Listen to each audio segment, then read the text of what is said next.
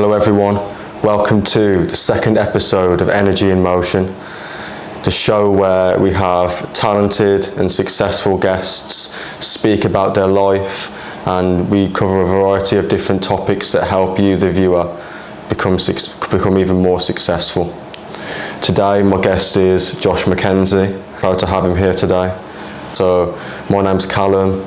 I've worked in marketing for around 3 years for a number of different global companies. That's been sort of my route. I also do marketing freelance. I have my own freelance business in my spare time. I run this show. I also host networking events with 2 other guys that we've just launched, which I'm pretty excited about. My name's Joshua Mckenzie. Spence, actually, it's my full name, Joshua Mckenzie Spence. I'm 24 years old. I currently do business in events, so I run an events crewing business. I also do trading on the side, and I do B2B sales as well as marketing as well. But speciality wise, I say B2B sales, trading, and right now just learning how to run a business, which I don't think you can put that into a job category. I feel like you cover all aspects at the start, and then eventually you specialize once you have a team of people that are better at doing the things than you are. So that's where I'm at the moment, with some secret creative skills on the side, which I don't really expose as much. How did you get into business? Me, literally a case of circumstances mixed with me just feeling like, in general, the whole standard education system for me and how I wanted to do things wasn't really for me. I just saw opportunities through different mentors that I thought, you know what, this is something I can take advantage of. And then through working for different companies and for different businesses, I saw gaps in the market. I was second in command for a business before I started this one. And then due to just, again, conflict and interest, I just said, you know what, I'm going to do it myself. And now here I am doing it. It's stressful, but it's just, I know there's so many rewards in just, you know, creating your own path, building your own freedom, being in control of your own future, I'd say, which is important.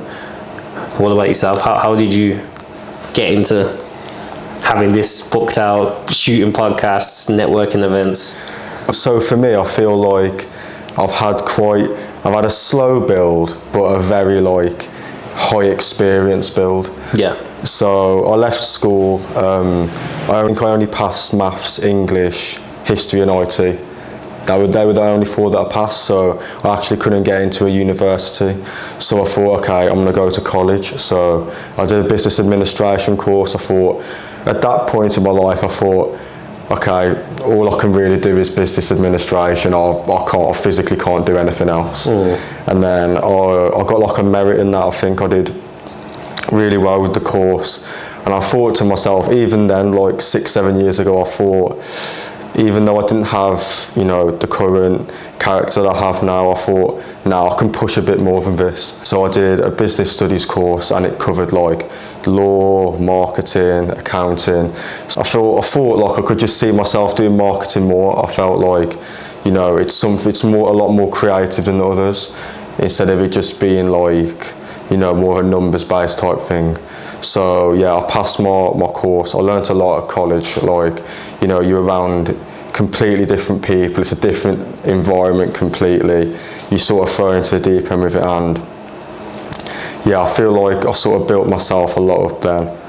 And then after I finished the course, I thought I was looking at different things, and I saw digital marketing. I was looking into it on Google, and I thought, if everything's only going to become more digital, companies are going to want to build themselves and get more sales and build their brands. This makes sense. I saw an apprenticeship for a big company that were desperately looking for someone to just dive straight in and just build. So I did that. So I was running an online e-commerce store. I would help create marketing campaigns. How old were you when you were doing all of that as well? I would have been 20. That's crazy. 20. So I was directly in all the meetings with working with the CEO and talking to all the directors.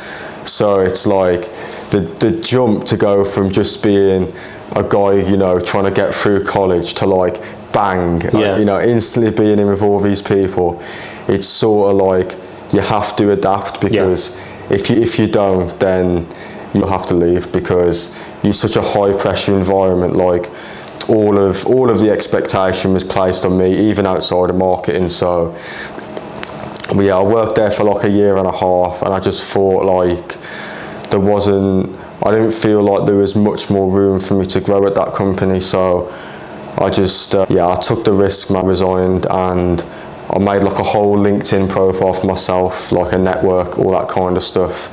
And I was speaking to a load of different companies, and then I found one that I felt I was happy with, that I felt I could, you know, genuinely build myself up and progress at the same time.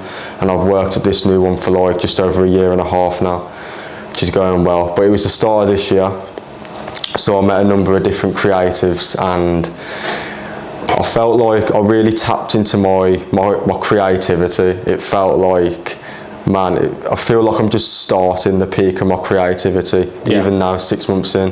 And I went to a couple of different networking events, spoke to different people, and that was when I decided to start doing like speaking content. And then after I was doing the speaking content, I just felt something, and I thought, man, I've got to have a show. I've got to have a show where podcast. I'll bring people together, we share our knowledge, experiences, different things like that. And then obviously last month started my own creative networking events with 2 other guys as well. My friend Victor, he does record producing and different things like that, and my good friend Como, who owns his own fashion brand called Black Snow, and we've came together to do this. So it's really been like, it's felt like the rise of me as like not just a human being, but like my actual ability, my network. So it's been exciting for sure, man. And I've seen it as well. I've seen, like, I remember when I first met you, and then you were just telling me like, yo, energy in motion, like I'm gonna do this, I'm gonna do that. Obviously we speak on Instagram a lot, and you send me all this stuff, like not just motivational stuff, but like stuff about what you're planning to do, who you're connecting with, and I see it and I'm thinking, this guy is moving absolutely insane. And there's one thing that you mentioned which I think is probably, me personally, for business owners and like people who are creatives, has definitely helped you become great, or feel like you're definitely taking the right steps. And it's when you spoke about being able to adapt. I feel like you putting yourself in certain environments and then being able to change, to adjust, to get certain results quickly, I think is important, because life throws so many things at us, and not just bad things, but also opportunities. And it's like, okay, cool. Sometimes you can be prepared for an opportunity to come. Sometimes you have to adapt when the opportunity comes to actually take advantage of it as well. And I feel like you're great at being able to see opportunities and then adapt to make the most out of them, which I think is quite sick. And for myself, I'd say when you were speaking about adapting, that's why I was like, this is crazy, because I'm kind of similar. Like I never planned to be in the industry that I was in. I was trading for like 3 to 4 years straight, and doing network marketing as well, and like B2B sales.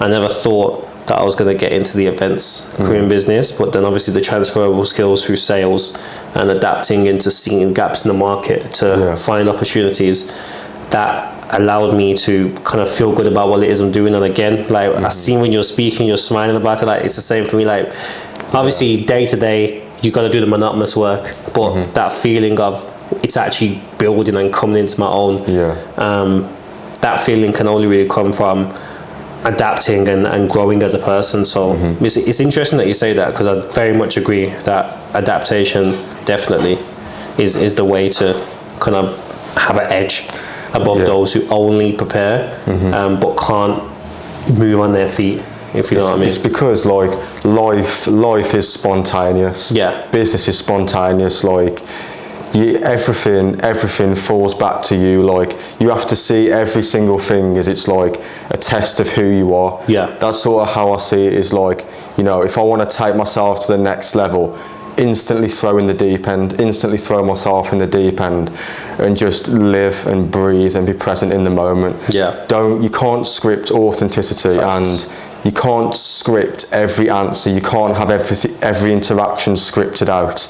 It's just being real, and it's just you know, you have to build your own level of respect for yourself. And I feel like people say, oh, don't think too much into things, or, you know, don't take too many risks. But like, if you truly want to, you know, rise in the eyes of the people around you, rise in your own spirit and your own being, you have to hold yourself accountable. Number one, accountability was a huge thing for me. It's like, what am I doing every single day? Because that's who I am. It's not, you know, how I dress, what I listen to. That is a part of, I guess, who I am, because it's like, it's my style, it's my charisma, it's these different things, but just who I actually am as a human being. That's what's gonna fuel the outcome of every situation. Yeah, no, definitely. When it comes to like who you are as a person and taking accountability, that topic there alone that's a crazy conversation, because I feel like a lot of people in today's world, you've probably heard the saying, like they're extras in their own movie. Yeah. They feel like parts will always be moved for them, and they don't feel like they can actually go out there and do things for themselves. Yeah. And I think it's important for people to, yes, there are factors outside of what we control that have a massive impact on certain things that we do. For example, COVID, we couldn't leave the house, business went down, it wasn't the same.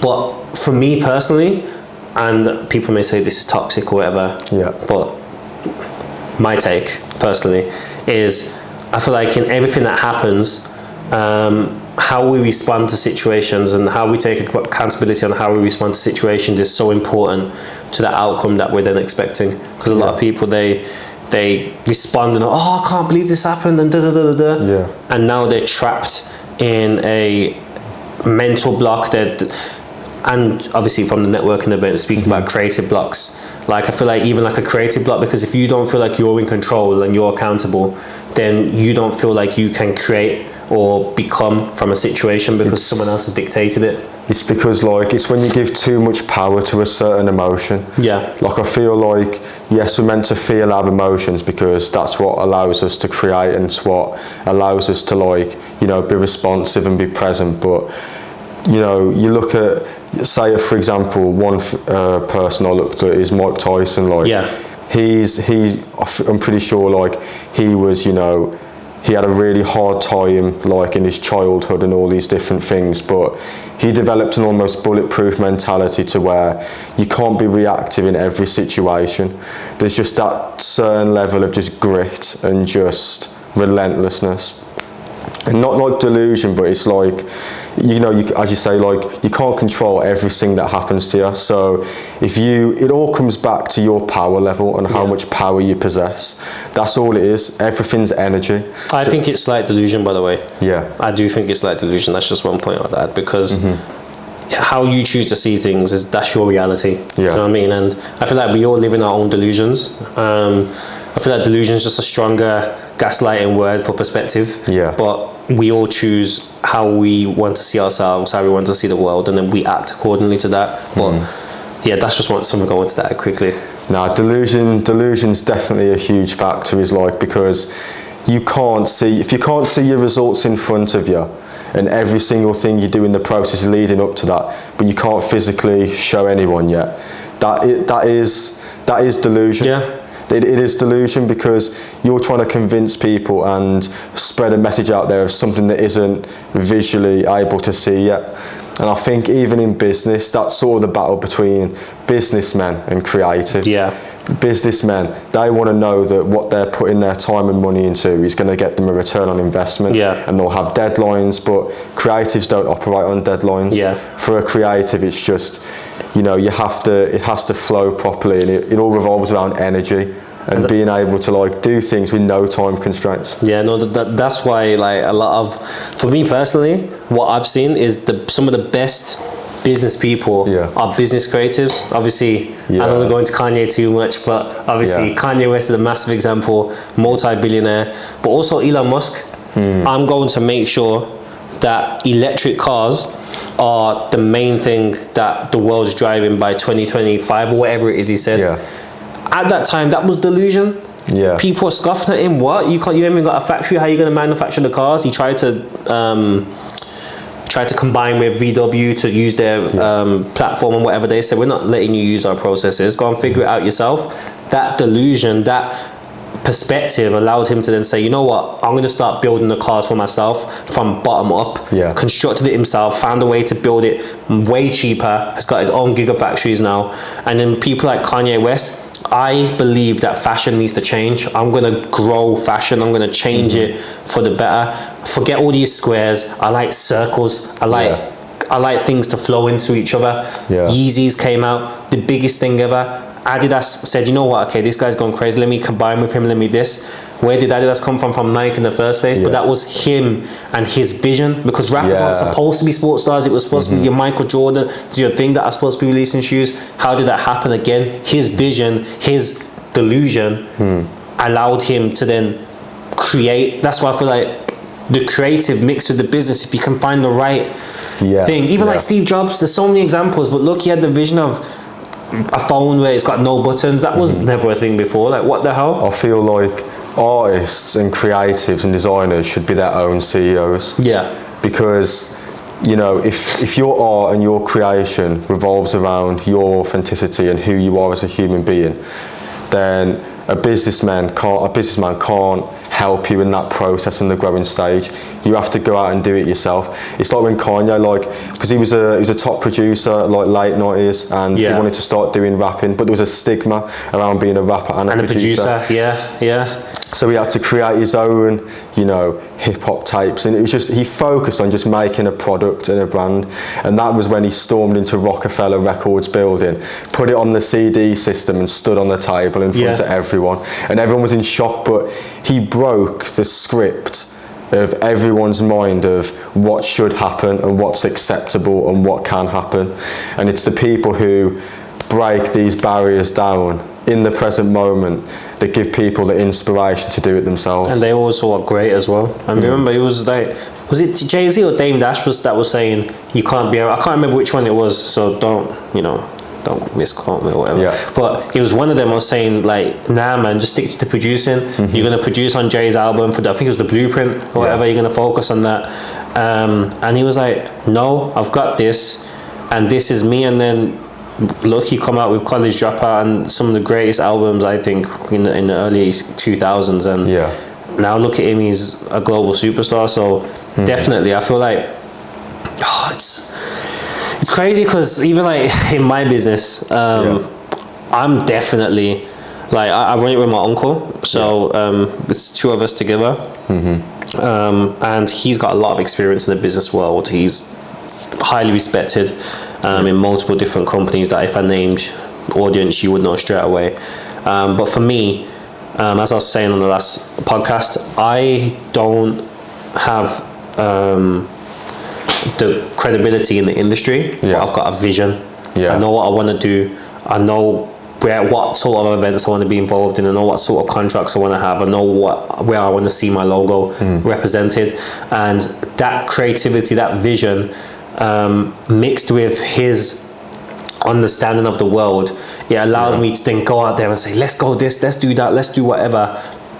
And then he'll look at how it can actually happen. But you need someone to actually push the boundary and say, I want to do something that's never been done before, for then the business people, and I'm not saying the business people are limited or whatever, by the way, but for then them to say, okay, cool, how can it actually be done? But you need that creative in the first place to push that incentive and say, this is what we're going to do. And that's why, as you were saying, creatives do need to be their own CEOs, but need to be given the freedom to actually try and execute on the ideas. Don't get it twisted, some creatives have some wacky ideas and maybe they need to just take a cup of tea and just relax for a second, you know what I mean? Because they're going with the mad thing. But a lot of the time, the ideas that they're coming through, they're not just coming from nowhere. It's coming from some sort of source, some sort of energy that they believe can actually be manifested into reality. And it just takes the right people around you to, with the right skill set to actually make it possible. So that's a very important point.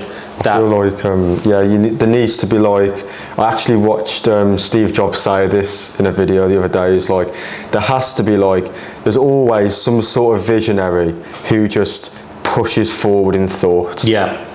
you know, because the world is sort of numbers, and it makes sense because everyone wants security, everyone wants to know that they're building something that's going to work. Yeah.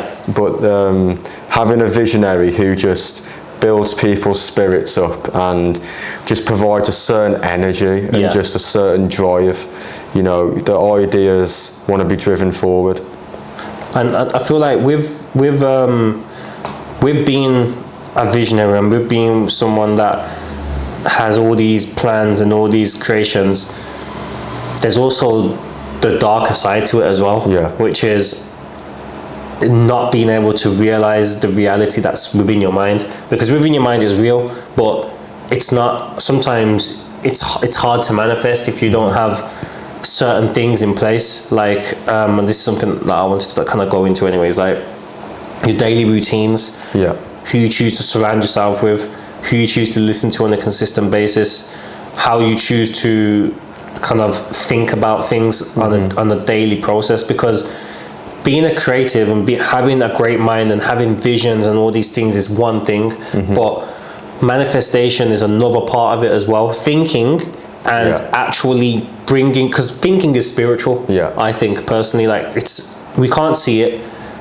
It's only in your mind. Only you can see it when you're thinking it.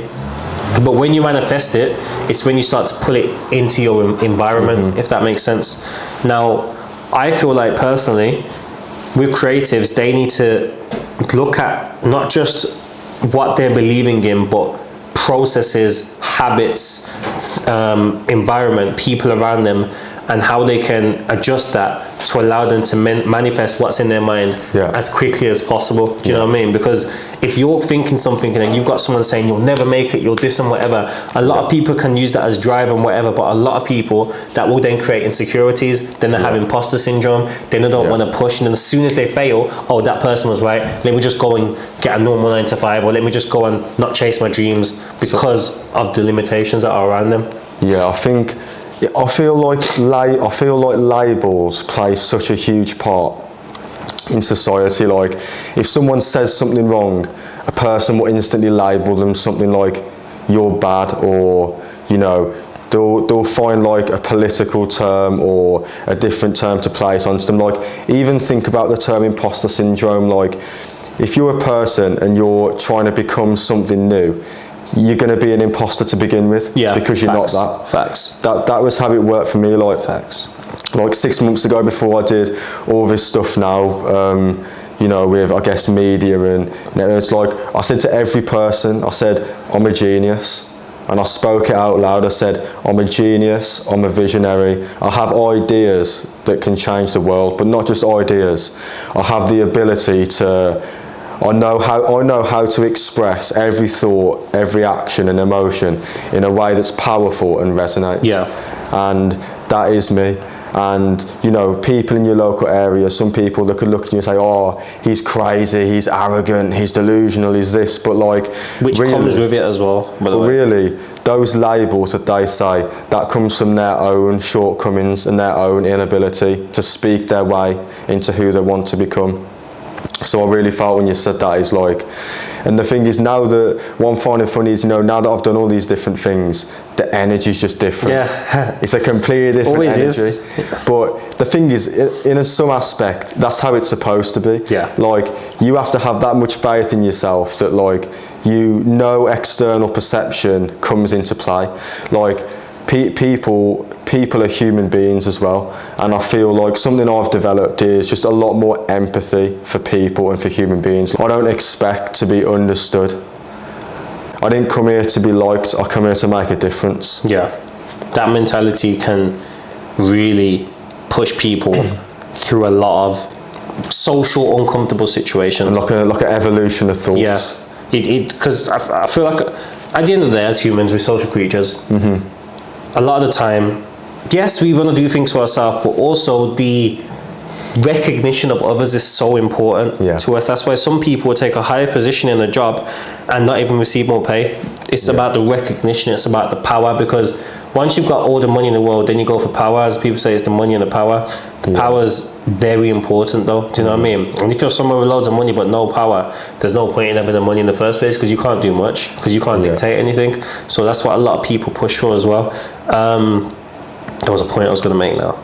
I feel, so I'll let you think about that one. I feel like with position, when you take position somewhere and you sort of like start to revolve your identity and your character around it and you give power to it, if you're to lose that position, that's why people can lose a position and they feel like the world's going to end, or how am I going to get it back, or how am I going to do this? And I feel that's why, like, building, you know, a certain position that's not external, but like how you position yourself in your mind, I feel like that's what your internal power should be based around, because you're not going to fear, oh, what if I lose this tomorrow? What if I lose this? You'll know yourself. Like, I feel it myself, and I'm sure you feel it yourself. It's like, yo, like, I got this. Like, it doesn't matter if I go homeless or if I lose all my money. Like, within a few working days, everything's here again.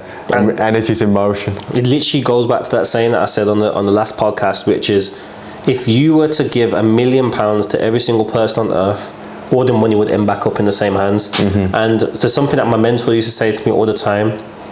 He said, to be a millionaire, first you have to be a millionaire. I was like, what do you mean? It's like, before you are physically a millionaire, you have to be a millionaire in your mind first. And then it will come naturally. Because if you are doing the things that a millionaire is doing, if you're talking the way that a millionaire talks, if you're acting the way a millionaire is, and you're representing all of the habits and all of the daily routines of what a millionaire does on a day-to-day basis, then by default you will get it, because you've become it spiritually, physically, spiritually, emotionally, mentally, and then physically it will naturally manifest because you've chosen to be that. So I think that's so important for people. As you were saying, you have to be there before you're there, if that makes sense. And I know it may be hard, but when you watch it over and you hear what me and Callum actually saying, you'll understand the point that we're actually trying to put across. Like, it starts off here, and then you have to become and really believe. You have to almost delusional. Do you know what I'm saying? It's what that then makes it, if that makes sense. It's because it's like, it's you build off experience, not knowledge. The knowledge comes with the experience. So like, a lot of things are pushed, like, you know, you need to read all the time, you need to join a course, or you need to do this. Like, sure, that's helpful, but like, it can just become, excuse my French, mental masturbation. What I like to call it. It's that's not, it's all right French actually. Like you know, like you build it, like you build this version of yourself, of your mind, of who you think you are. But there's ego in memory.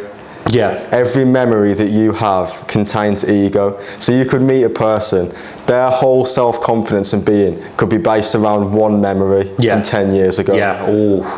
Or something, you know what I mean? Like, that's why confidence is such a beautiful thing, because you get to choose what your self-confidence is based around. For me, I decided to layer my confidence around 20 to 30 different things that are internal and, you know, personal to me, that I don't want to freely give away, because that's something that is deep within with me. But I feel like the ego in memory thing is just like such a huge thing. Once you realize that every single memory is going to fuel a future perception, or what you do next and how quickly you can do something, it creates mental energy. So if energy gives you all of the fuel to do things, and you're the creator of all this, then that's where you get your power from. You get your power from, you know, knowing that you can do it, and just look at, like, what am I actually saying? Like, what am I putting out into the world, and what am I putting onto other people?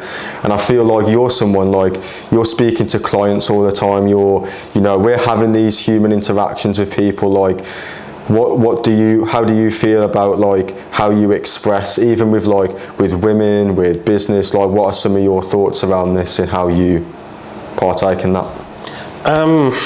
Well, for me, first and foremost, I believe that everything that happens to me when it comes to a bad experience is a lesson and preparation for me to be able to hold the position that I'm supposed to be in. Yeah. So a lot of people, oh, why did this happen to me?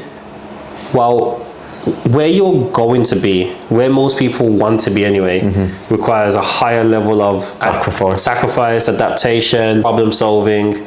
And I feel like a lot of people think when they get there, it gets easier. No. You just get better at dealing with harder situations. You know what I mean? I'm smiling because it's still like, you know, you feel it, man. Like, I've been through this myself a bit, and like I know you have as well, man. Yeah, it's for real. Like, even just, I mean, for example, the business that I'm running now. Let's say a client doesn't pay. You know what I mean? You've got to make sure, or they're trying to not pay you. You still gotta go and pay the guys that have gone and done the job, and so on and so forth. So it's about dealing with those situations, because it's definitely going to happen again, and it's going to happen with a bigger amount of money, because these things just happen. Do you know what I mean? Clients, not even the client doesn't want to pay. It could be a situation where I remember I was speaking to, I don't want to say companies' names, but there was a company that there was a job. It was a £350,000 contract that was done. The guys were working for 35 days straight, gone away from their families, and they were getting paid good money for this job. Like, there's a few guys in the job, and for the month it was like £6,000 or something like that. Like serious money they were getting. And that company, I don't know what happened, but collapsed. Oh, okay. Collapsed. So those guys, so first and foremost, the company that had hired those guys owed the guys money. The guys that had worked it aren't receiving the money from that company. The company that had got the contract from the company that's collapsed. Do you know what I mean? All these things happened, but guess what? The guy that I was speaking to that worked the job, he's still alive. He's still, he's running his own business now. That's doing really successful. So through that experience, he's learned how to deal with certain situations. So a lot of the time, people look at the moment of there and then, and how is it going to mess me up now? But sometimes take a step back, look at it and say, okay, cool. Yes, these are the negatives, but what are the positives as well? If you only focus on the dark, then you get trapped and you start going down that path. But if you actually say, okay, there's always a polarity in each situation. And that's also when things are going good as well. Do you know what I mean? Okay, cool, this is happening good, but what's this going to do for my mentality? I'm going to get complacent. Am I then going to start taking things for granted because things are going well right now? What do I need to tighten up for? When you start thinking like that and you start looking at the good and the bad, the yin and the yang, then you start to be centered, and then you can start to create even more, because now you see things for what they are and not just for, do you know what I mean? But that's a deeper sort of thought process, I'd say. But for yourself, I'd say what say sort of challenges say you've gone through where you've had to look at things differently to kind of get through it, and after you realized, you know what, thank God that wasn't just a problem, but I'm also better for it, if you know what I mean? I feel like for me it was mainly like the character aspect of it. I feel like, you know, I would have a lot of knowledge and I would think, okay, how am I going to implement this? Yeah, I think for me it was just, as I say before, like just experiencing things. I'm more of a person, like I love in-person, direct. Let's experience it now and let's just work in the present moment. Like, you can't script or plan for what's going to happen in the moment. So, but I altered my perception as I was doing the experiences, and I feel like in me I have this power of like, I can physically step out of my own body and mind, and I can just sort of like ultra observance of where like I really know how to move, and I can think quickly and instantly on the spot, like what idea can I put out now that's gonna leave an impact on the people around me. It was just becoming valuable, like how much value can I add to a situation right now?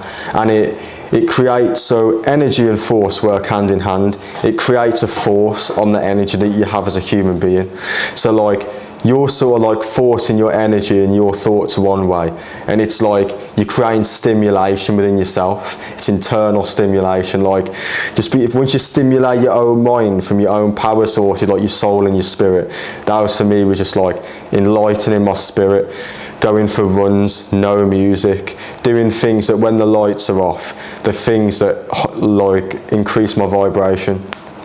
And I really felt it throughout like future interactions of when I'm meeting to someone that I want to work with them, and like my eyes are alive, my soul's alive, my spirit's alive, and in turn the right things happen naturally that aren't scripted.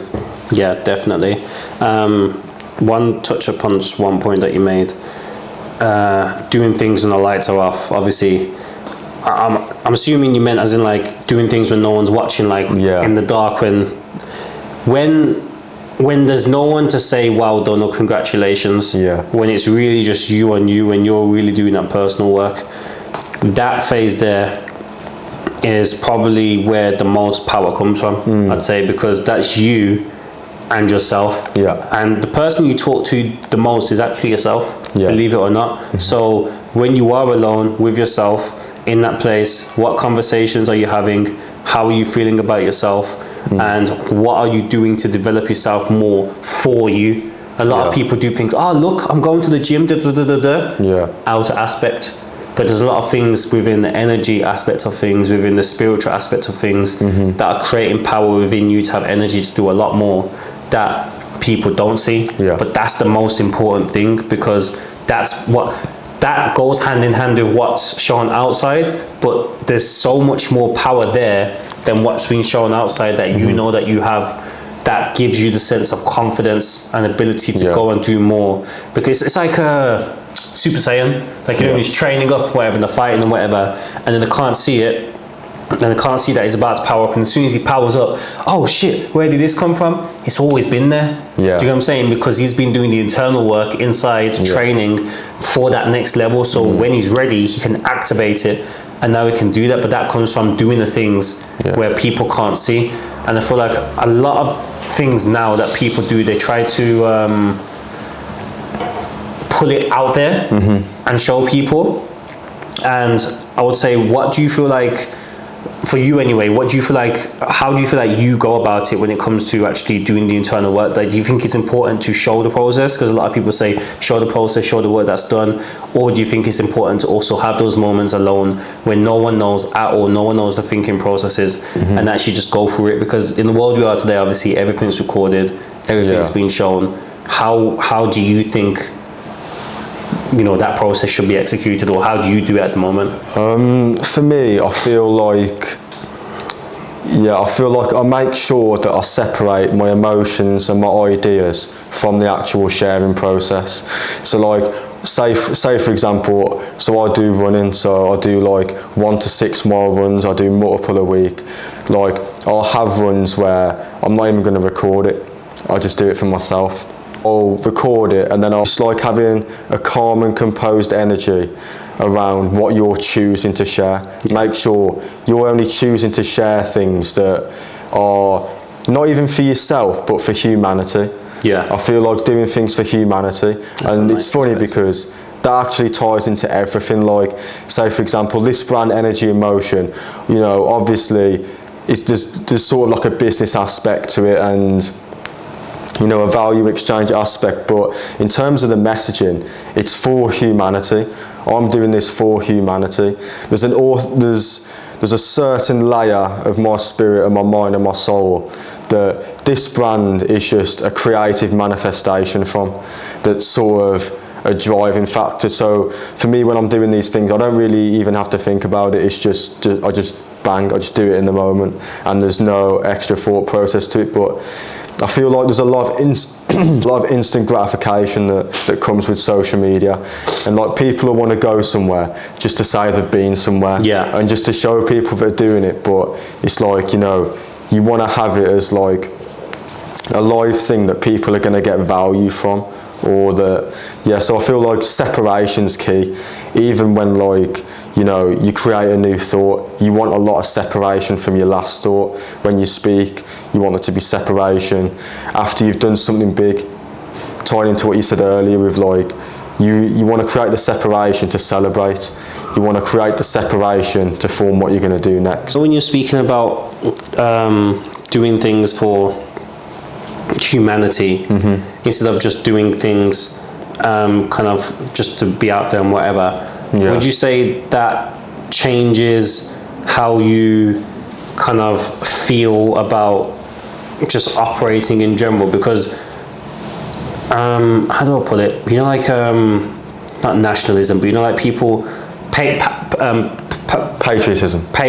That's Patriotism. it. Patriotism. Yeah. Like patriotic people, for example, when they go out to war, and they fight. And I know it's probably thinking, whoa, where's this conversation going? But when they go out, you know, to fight for their country, they're willing to die for their country almost. But they believe that they're doing it for a better cause. Like Americans, they believe we're spreading the free world to all of these people and we're going to help them. So yes, I may have to kill off these guys, and maybe I have to get shot myself, but I'm doing it for the betterment of humanity, if that makes sense. Yes, it's like when you're doing things, it's like your idea that you believe in is so powerful, you're willing to die for what you believe in. And I feel like when you have that, that's the next level of spirituality, where it's like, man, it's just a level of fearlessness. Like, you know, you set the energy, you shift the energy, and that's when the spectator becomes a doer, and the doer becomes a leader. Wow. Yeah, that is a point right there. Being willing to die for what you actually believe in, that there is personally a point that I think can literally change everything. Because a lot of people, what they tend to do is they say, oh, I believe in this, I believe in that, I want to do this, I want to do that. Okay, but are you willing to die for it? You know what I mean? Like, when it comes down to it, like, look at Musk. He was willing to go and sleep on his friend's couch. Do you know what I'm saying? Just so that he could reinvest all that money from, I think it was the PayPal sale, into SpaceX. Do you know what I mean? And all these other ventures that he was doing. He's literally willing to sacrifice his whole well-being, everything, and go broke. Basically die, essentially, for that cause. Same like, I don't know if I've heard Kanye say it before, like, I'll never sell my soul, they can try and get me, they can assassinate me or whatever. Like, you hear them say these things all the time. Why? Because they genuinely believe in what it is they're doing. And I think when you get to that place of authenticity, when you actually believe in what you're doing so much that you would rather die than try and live in someone else's idea of reality just to appease them, I think that's when you're really in that flow zone, because now no one can take you you know what I mean, because you're in the zone. I think that's a very important thing. But I've never thought about it for a long time, like, what am I actually willing to die for? Like, damn, like, I know obviously have children, family members and so on. Those are like the typical ones that are easy to go to, but I feel like that's something that even the audience should probably ask themselves and think about it. What purpose, what cause are you willing to die for? If you've been in the army, that's a bit different, but think about it, actually look inside yourself and try and recognize for you spiritually, what is it that you're willing to die for? I'm thinking about it now, and that's maybe something I need to go home and do some research on, but that's a crazy point, bro. I'll be honest with you, and that's opened my mind a lot, to be fair. I had two things I wanted to add to that. So for me, I feel like, I personally experienced like a certain level of rawness in a moment. It was just raw energy, like I feel like it's how you can handle like being rejected in business or in these different things. Like, I made sure I'd go out next morning, 5 o'clock in the morning, just go for a walk by myself and just sit there and have a stillness and a rawness to the present moment, and just sort of like navigate my own energy in my mind and my body. And it's just like, that's when it really is spiritual. Like, I felt God was speaking to me, and I spoke at like some business events like earlier this year, and I felt like I started to look back at, like, as we were saying, like, what would we die for and things, like, that ties into the rawness, because it's like when you breathe in like fluently in the moment and you realise, like, what do I need to do? What am I doing? What am I thinking about? And when I was up there and I was looking at everyone in the audience before I spoke, I thought, I'm willing to die for this, right? And I'm willing to die for my right to, I think there's a Tupac quote, is like, I'd rather be stricken blind than lose my ability for expression. I think a lot of people struggle to get to a phase where they can just operate in a zone where they don't need to script or plan, and they can actually just express subconsciously. And I think that comes with a lot of intentionality, a lot of, I'd say a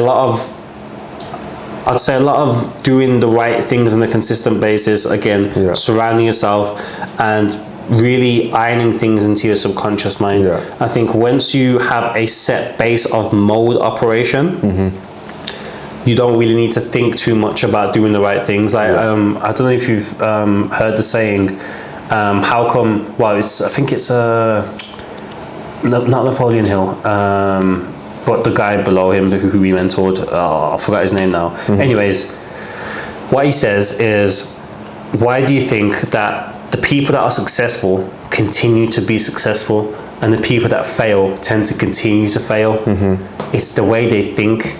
And what it actually is, it's their base way of thinking, it's their baseline of thinking. So if you are someone who is, without thinking about it, consistently making the wrong moves, 99% of the time, is it 99 or 92% of the time, we operate in our subconscious. So what actually happens is we're going to continuously make the wrong move without even thinking about it, because that is where our subconscious is. If you're someone who, and this is why do the people that are successful continue to be successful? Well, if their base mode of operation 92% of the time is making the right move, and when they're thinking about it, they're also making the right moves and adding to that, then they're naturally going to win more, because their base level is constantly going like this, where a lot of people's base level is constantly going down.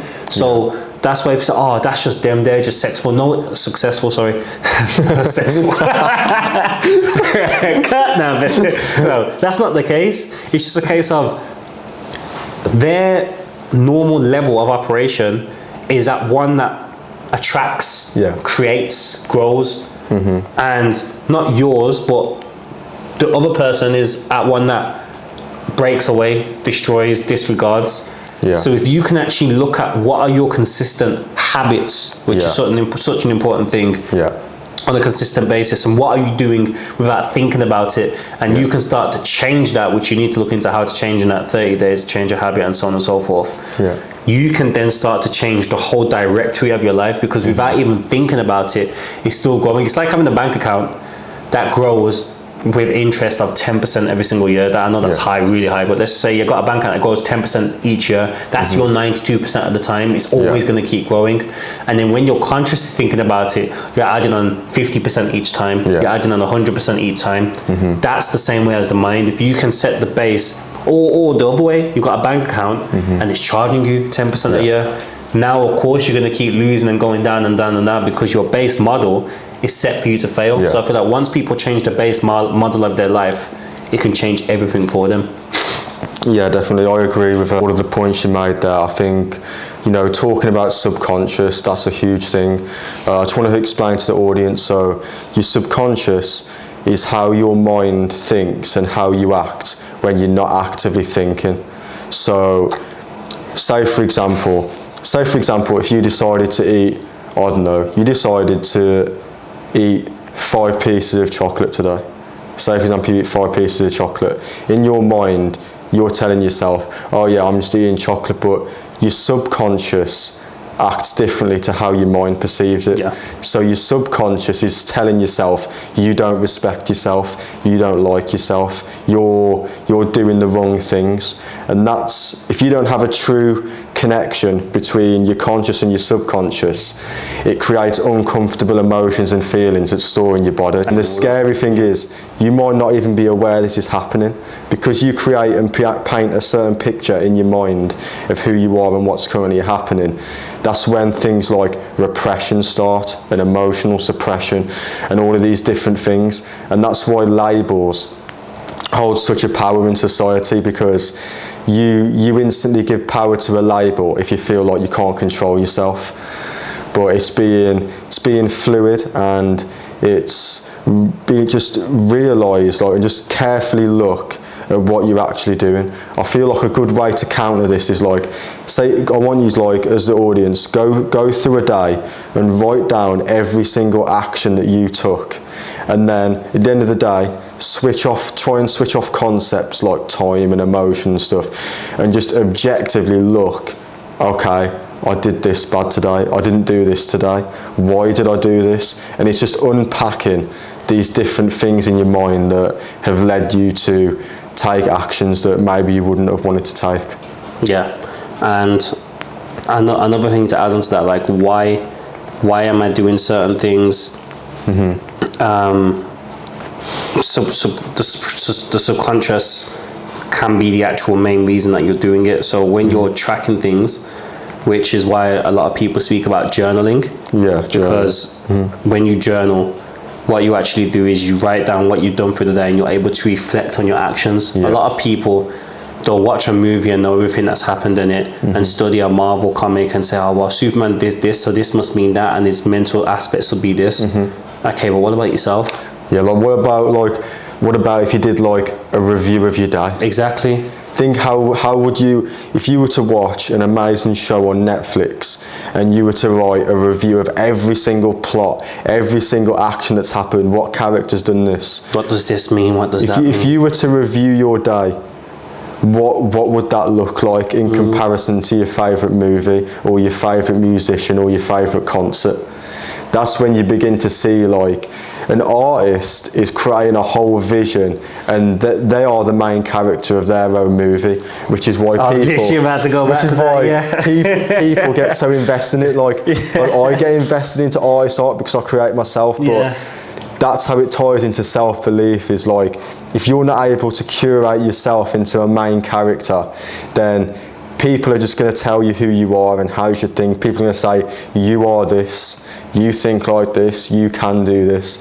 And if you feel like that's happening in your current day-to-day life, then you need to take some risks. You need to do these kinds of things, because that's when you're going to give yourself the power to do these things. And it's only when you're actually giving yourself the power you realise, damn, like, I actually scripted my own mind and life into a reality that is something that I wouldn't even want to do. And if I saw someone else having this or doing this, I'd reprimand them for it, and I'd tell them, yo, like, just do not do this, do not do this. But if I've done that, then this is where you get the energy from to fuel a current new action and belief in the present, I feel. Exactly. Review yourself, people. Yeah, review yourself, man. Like, flipping out, like. But we're saying this, me and Josh are human beings with real challenges in front of us. Yeah. Like, but it's just how we handle it, and how we don't just reflect at the end of the day, and reflect in the present moment, reflect instantly, reflect as it's happening, hold yourself accountable as you're talking. That's when the real power comes into it, and you begin to just choose every single word as if it's a piece of food that you want to eat, as if it's you wanting to ask someone for something. If you can pick every single word that you're going to say in alignment with, like, your spirit as you're saying it, that's when you do. And it's like, just do high vibrational things, like, you know, do the running, do the internal work, take a risk in business, like, start something, just start and be persistent with it, and just let your heart and mind just guide you as you're doing it. Because people connect to authenticity. So if people connect to authenticity, and you create your authenticity, and you feel like you don't have a strong enough authenticity to speak, or the position yet, then that should be like, I need to just forget fear, forget all of these different things. I just need to focus on creating myself and not consuming. Like, think about, say if you go onto TikTok for a day and say you're to consume 6 hours of content, you're consuming 6 whole hours of what other people believe in a 6-second moment. People do that, 6 hours of TikTok. No, I'm just saying as a whole, like, out of all the clips. That's probably that's like 60,000 different people giving you their beliefs. Yeah. So if you can't create one strong enough belief for yourself in a day, how is your mind going to handle 60,000 different beliefs entering your mind? It's wild. And the answer is, you're not going to cope with it. Your dopamine's going to go down. You're going to start thinking, I need to be motivated instead of disciplined. And it's the psychology behind things. Like, you want to be a master of psychology, but in a way where it's not out of control. Like, you've got to be able to think, I am capable of doing something bad, I could be capable of doing this, and then just not acting upon it, but realising that human beings are inherently flawed and we are capable of doing things that aren't the best.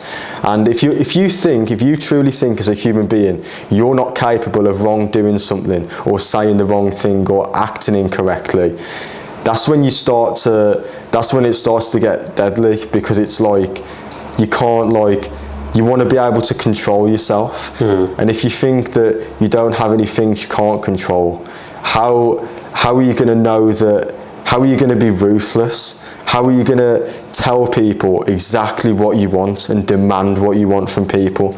Because all these people like Elon Musk and Kanye, some people might think, oh, they're bad people, they're saying exactly what they think and how they feel in real time, I can't do this. Or you might see them say something or do something that you necessarily don't understand or don't agree with, but don't label that person. And don't then tell that person what to do. You should be inspired, and not to tell you what to be inspired by, but you or at least open to their perspective. You should look at this person's willing to stand there in front of 50,000 people and risk saying the wrong thing, and saying the wrong thing out loud for me to see. Like, if you can be willing to do the wrong thing or say the wrong thing in front of people, then man, like, that's true power, because you're aware that you are able to fail and you are able to overcome it. And there was something very important that you said that probably went over a lot of people's head.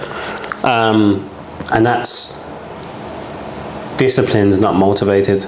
That is so important. Like, you said it and I was like, yo, that's a mad point, but I just said, let me let him finish his point. But that is such a valid point. Like, when motivation goes, discipline's all that you've got. The habits that you've got to create what it is you want, that's all that you've got. Discipline over motivation, because motivation will come and it will go, but the discipline is what allows you to continue to do the things that motivation will allow you to do when you're motivated. So discipline, building those habits, that was, I'm just saying, bro, mad point. Don't wash over what I just said. And secondly, as you were speaking about like the mind and so on and so forth, and obviously creating your reality and being inspired by people going out of their comfort zone, a lot of people tend to focus on the physical. And when I say the physical, I mean just results, what you can see in front. Not even so much that, more like well, I need to go to the gym. And the gym will make me feel better. Okay, cool.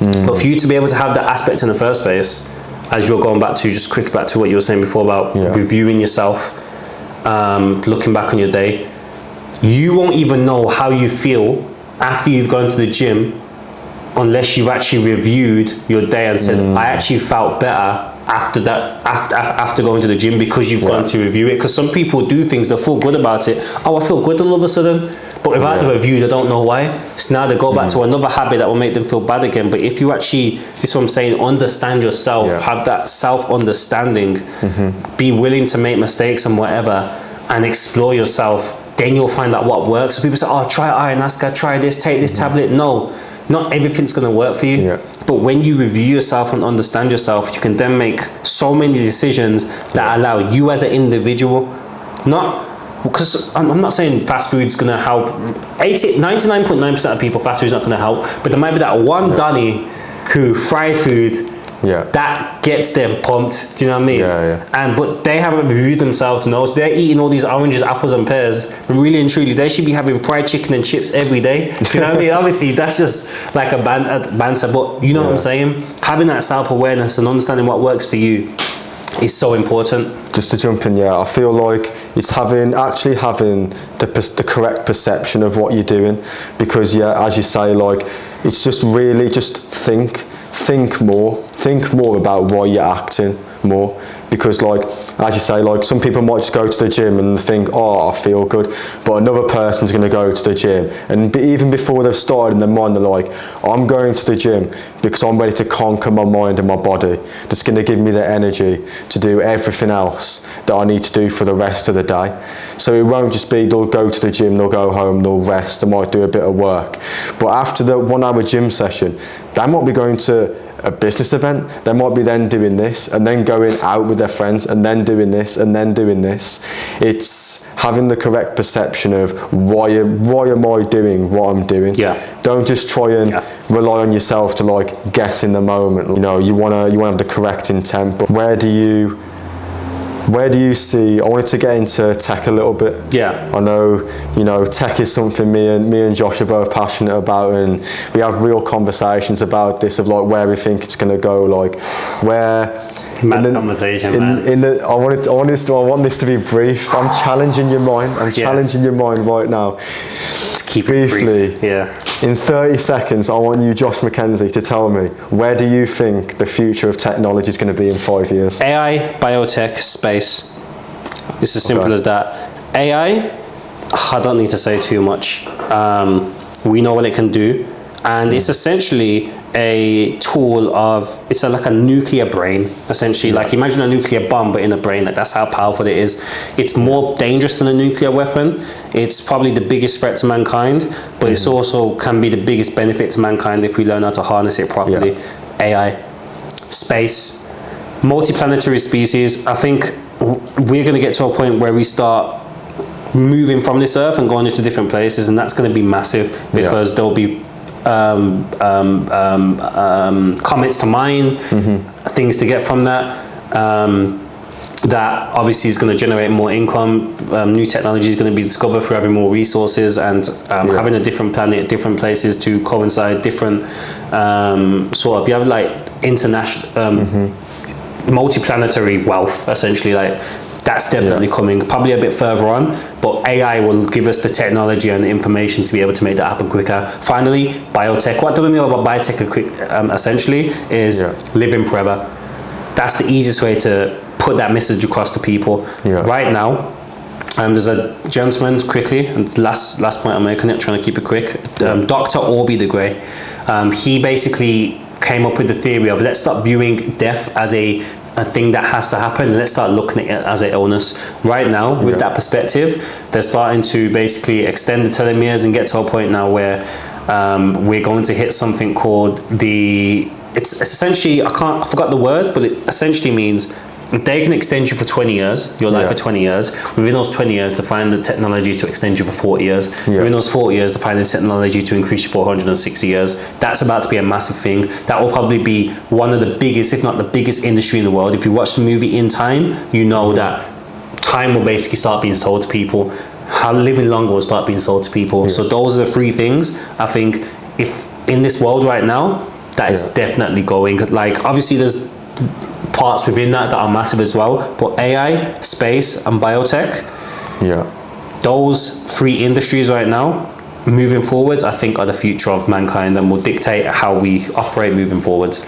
I agree with those three, and I think it's going to be interesting to see how this conversation ages moving forward when you look back and see what has actually happened since then. I want you to give a message to the audience, just a quick message. If you had one message you could streamline to humanity right now, what would that message for the world be?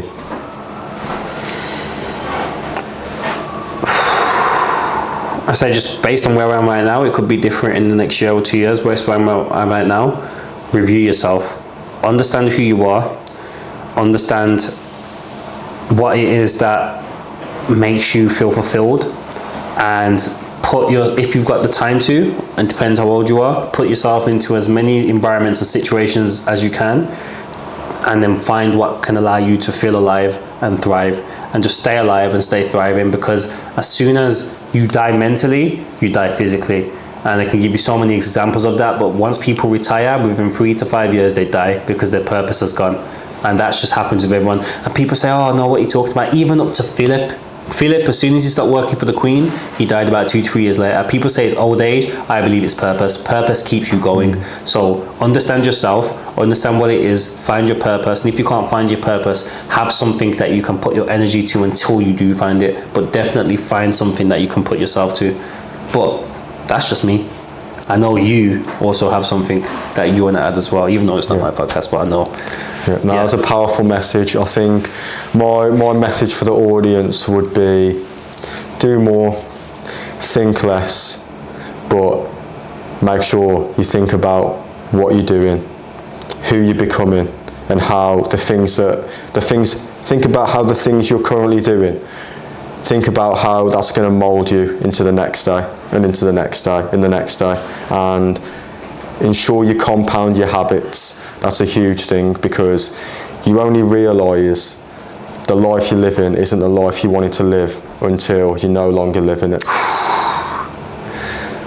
I feel take the risk now, because in 70 years time, if you're on your deathbed, you're not going to wish you hadn't done more cool things, and that you hadn't lived a life that was authentic to yourself, or what some random person who spectates you or spectates their own life thinks about it.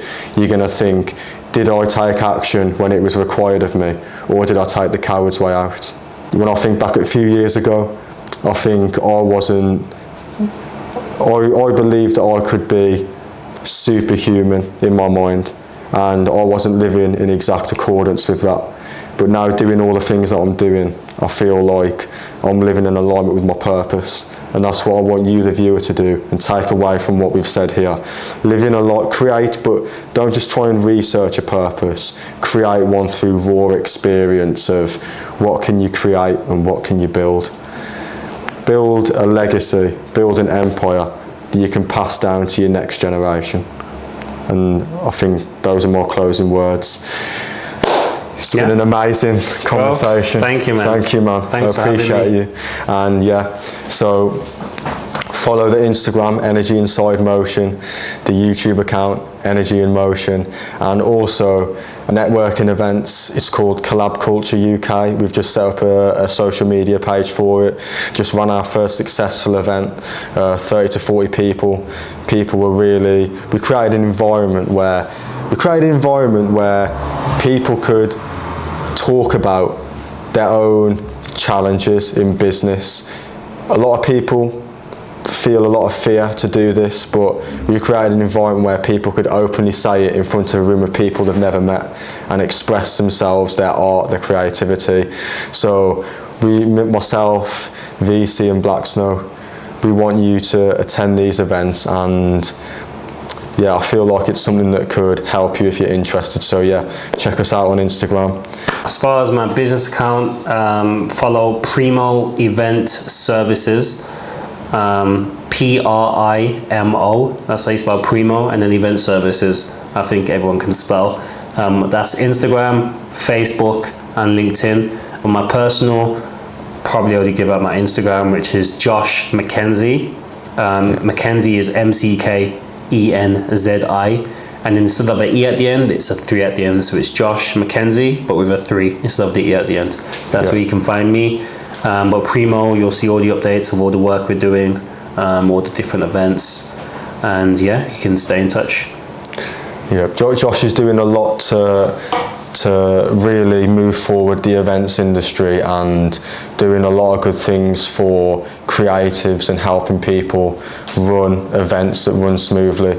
So if you're thinking to have an event, this is definitely the guy that you want to go to. And look in the bio, we'll have all the links to everything that you need. Stay tuned for next time. Energy in Motion. Energy in Motion.